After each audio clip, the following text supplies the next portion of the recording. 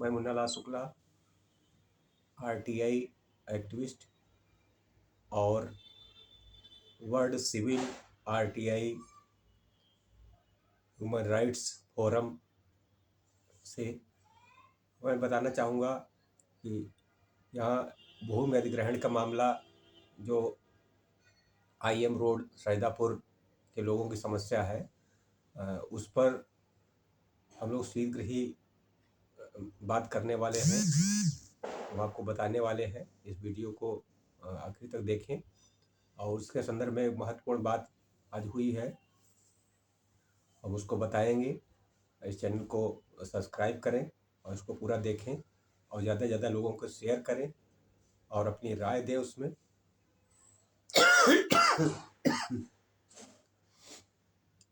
खबर ये है कि भूमि अधिग्रहण संबंधी जो मांग है, अभी तक वो सरकार के कुछ आला अधिकारियों तक नहीं पहुंच पाई है। नीचे अधिकारियों तो बात हुई है और हमने आरटीआई भी सूचना का अधिकार भी इस संदर्भ में लगाया हुआ था कि सूचना अधिकार भी लगाया है एलडीए को, लखनऊ विकास प्राधिकरण को। बीसी से मिलने का प्रयास किया, बीसी मिले नहीं, चले गए। 2 घंटे तक हम लोग इंतजार किए, हम और श्रवण दीक्षित जी। तो बीसी तो इससे ये तय हुआ, और जो लखनऊ विकास का प्राधिकरण के अधिकारियों से और अन्य लोगों से जो बात करने से पता चला, तो लोगों का कहना था कि जब सरकार चाहेगी तो इसको ले लेगी, कोई नहीं रोक सकता है। तो उनकी मंशा पूरी तरह से है कि सरकार इसको लेने की तैयारी कर रही है, तो हम क्यों ना फिर सरकार से सीधे बात करें। तो हमारे एक मिलने वाले पूर्व अधिकारी डीजी सुकुमार शुक्ला जी हैं, तो उनसे हमने अभी बात किया है इस संदर्भ में कि कुछ लोग जो हैं, हम लोग उप मुख्यमंत्री से मिलना चाहते हैं और उनसे सीधे बात कर करके एक बार उनको बताना चाहते हैं, लोग अपनी समस्या उनके सामने रखें। तो उन्होंने कहा है ठीक है कि सोमवार और मंगल में 9 बजे, 9 साढ़े 9 बजे तक वो आपको मिलवा देते हैं। ब्रजेश पाठक जी मिल जाएंगे। तो उनका आवास राजभवन कॉलोनी में है, राजभवन कार्यालय के थोड़ा सा आगे बढ़ करके। तो वहाँ चल करके हम लोग एक बार उससे मिले और सभी लोगों से ये निवेदन है कि जितने भी भूमि अधिग्रहण जिनका जिनका हुआ है, प्रभावित हैं, वो सभी अपनी अपनी रजिस्ट्री ले कर करके और सब पूरी तैयारी से चलें और उनके सामने अपनी पूरी बात रखें कि हमारी ये पीड़ा है, हमने कितनी मेहनत से ये प्लाट को ख़रीदा है, हमारी एक आशा है, यही जीने मरने की यही एक वो है, और इसको हम औने पौने दामों में इसको नहीं दे सकते हैं सरकार को। तो ये सरकार तक हमारी बात उप मुख्यमंत्री तक कहें और मुख्यमंत्री से करें कि वो उसको मुख्यमंत्री महोदय तक उसको पहुंचाएं, ताकि इस पर कुछ समस्या का समाधान हो। अगर नहीं होता है तो फिर उस पर आगे लड़ाई होगी, आंदोलन भी हो सकता है, और तमाम लोग इसमें तमाम समस्याएं आती हैं दोनों तरफ से।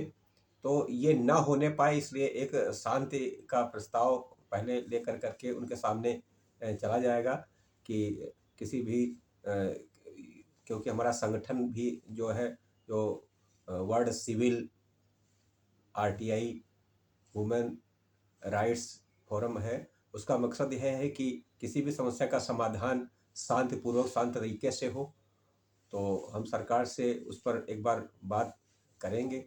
तो उप मुख्यमंत्री महोदय जी से मिल करके माननीय ब्रजेश पाठक जी से और उनके सामने अपनी बात रखी जाए, और सभी लोगों से निवेदन है कि ताकि सभी लोग अपने अपने रजिस्ट्री के कागज़ और अपने पूरी तैयारी से सभी ज़्यादा से ज़्यादा संख्या में वहाँ पर पहुँचें और अपनी बात रखें, ताकि ये लगे कि सबको अपनी अपनी समस्या है, अपनी अपनी समस्या से क्या पीड़ा है, हर व्यक्ति की अपनी अपनी अलग पीड़ा है, उसको वहाँ पर वो रखें और एक समूह से बात किया जाएगा। तो अवश्य ही उस पर सकारात्मक कुछ कदम उठेगा, ताकि सरकार तक ये बात जानी चाहिए, और सरकार की जब मुख्यमंत्री तक ये बात जाएगी तो अवश्य जो है उस पर उनको सोचना चाहिए, और सोचेंगे कि कोई नहीं चाहेगा कि हमारी जो प्रदेश की जनता है, जिसको हम आवाज़ देने की बात करते हैं, जिनको सबके विकास की सबका साथ सबका विकास की बात की जाती है, तो क्यों ना उनको एक बार मौका दिया जाए।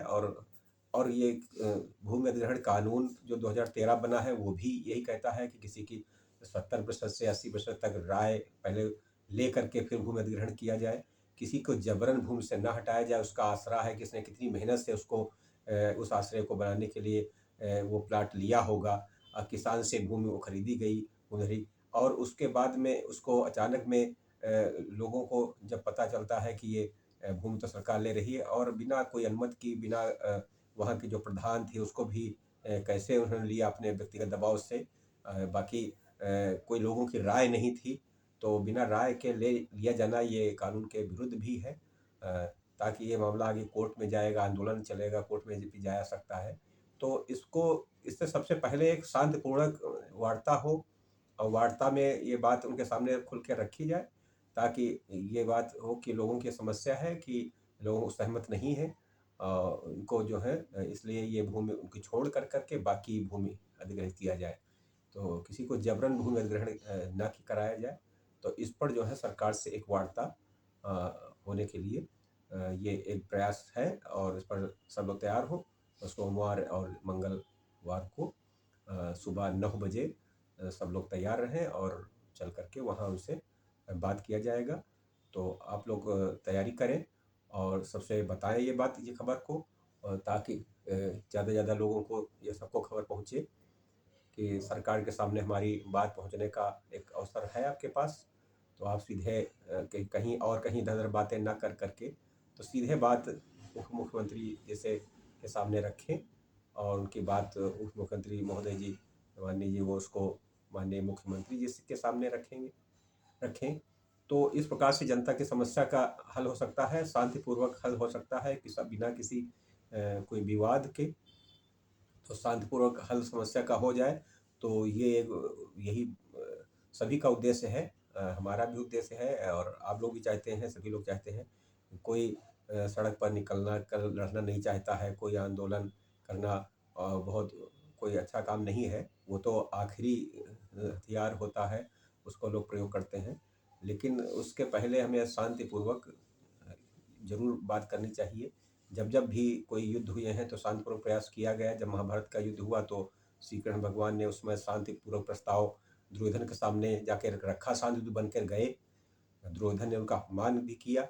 अगर वो दुर्योधन उस समय मान लेता तो वो युद्ध ना होता, युद्ध टल गया होता। लेकिन वो नहीं माने तो पूरे विश्व युद्ध हुआ, विश्व के सेनाएँ उसमें मारी गईं। यही प्रस्ताव अंगद जी रावण जी के सामने लेकर के जाते हैं कि शांति प्रस्ताव राम जी ने भेजा, भगवान रामचंद्र जी ने, कि एक बार अंगद जी फिर से जाएं। हनुमान जी ने लंका जला दिया, सब कुछ हुआ, लेकिन उसके बाद में भी अंगद को भेजा कि तुम एक बार जाकर के शांति का प्रस्ताव उनको दो, अगर उनके समझ में आ जाता है। तो वहाँ भी शांति का प्रस्ताव भगवान श्री रामचंद्र ने भी प्रयास किया। तो हर किसी को पहले शांति का मार्ग को नहीं छोड़ना चाहिए, शांति के मार्ग पे चलना चाहिए, क्योंकि युद्ध हमारा मानना है कि किसी उसके का विकल्प नहीं है।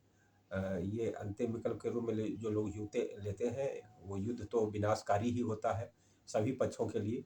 जो आज विश्व युद्ध हो रहा है, तो अगर इसको बैठ करके सब लोग शांति से कर लिए होते, तो आज जो है ये महामारी, आज ऐसा ये विश्व युद्ध जो फैला हुआ है, उसमें कुछ देशों की खाली विस्तारवादी नीति के कारण जो है ये युद्ध हो जाते हैं और उसमें पूरी सामान्य जनता झुलसती है, प्रभावित पूरी जनता होती है, मारी जनता जाती है।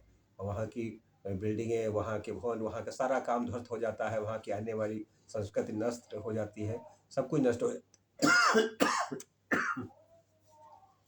तो इसलिए एक बार हम लोग फिर से भूमि अधिग्रहण समस्या को लेकर सैदापुर IM रोड मुबारकपुर के जो वहाँ की समस्या है, वो अलकनंदा, ग्रीन सिटी और अन्य की जो समस्याएं हैं, तो उस पर एक बार उप मुख्यमंत्री से सीधे मिल करके उनसे बात अवश्य लोगों को करनी चाहिए और जा करके अपना प्रत्यावेदन दें। सभी लोग, सब लोग अपना अपना एक आवेदन बना करके लाएं और अपने हाथ से लें, चाहे टाइप करके लाएं, चाहे सामूहिक में करें या स्वयं एक एक अपने अपने हाथ से अपना बना करके लिख करके सब लोग दें। और ताकि सबकी समस्या है, ये व्यक्तिगत की समस्या है, सब लोग पीड़ित हैं। ये किसी ये गैर राजनीतिक लड़ाई है, कोई राजनीति इसमें नहीं है। तो सभी लोगों को ये किसी संगठन कोई ऐसी उससे नहीं है। ये जो हम भी जो मदद करते हैं तो वो गैर राजनीतिक किसी दल से संबंध नहीं है। तो इसलिए इसको ये भी भ्रम ना पाला जाए कि कोई किसी पार्टी, कोई विपक्ष, कोई उसको भड़काव करता है। ऐसी बात भी कई बार प्रशासन के लोग ऐसे करते देखे जाते हैं कि ऐसी बात कह कर के उस मामले को तूल देते हैं, तो वो गलत है। इसमें ये जनहित के मामले हैं। लोगों का जो जिन लोगों ने प्लाट लिया है, जो लोगों ने प्लाट बनाया है, बहुत सारे लोग उसमें बात किया जा कर के मौके पर देखा है कि बहुत सारे लोग ब्राह्मण हैं, ब्राह्मण परिवार हैं, गुप्ता हैं, और वो सब जो है भाजपा वर्तमान सरकार भाजपा के वोटर रहे हैं, वोट उन्होंने दिया है। तो इसमें किसी विपक्ष का इसमें कोई हाथ नहीं है। इसलिए इस पार्टी के हित में है कि उसको आगे उसको समझें और समझ कर के लोगों की समस्याओं का निदान करें। लोगों को अधिक भूमि अधिग्रहण न किया जाए, उनको संतुष्ट किया जाए। अगर वो स्वेच्छा से देना चाहे भूमि तो आप उनको भूमि ले सकते हैं। स्वेच्छा से दें, उनका उचित मुआवजा मिले। जो मुआवजा उन्हों इस लागत समय में इस समय जो ज़मीन का मूल्य चल रहा है, आवास देने का, वो उस प्रकार से उसको दिया जाए और उनकी सहमत से लेकिन किया जाए। बिना सहमत से करना ये जो है मानवाधिकार के भी खिलाफ है। ये विश्व मानवाधिकार जो चार्टर बना है उसके भी खिलाफ है कि हम, और भूमि अधिग्रहण कानून जो 2013 संशोधित हुआ है वो भी उसका भी उल्लंघन है।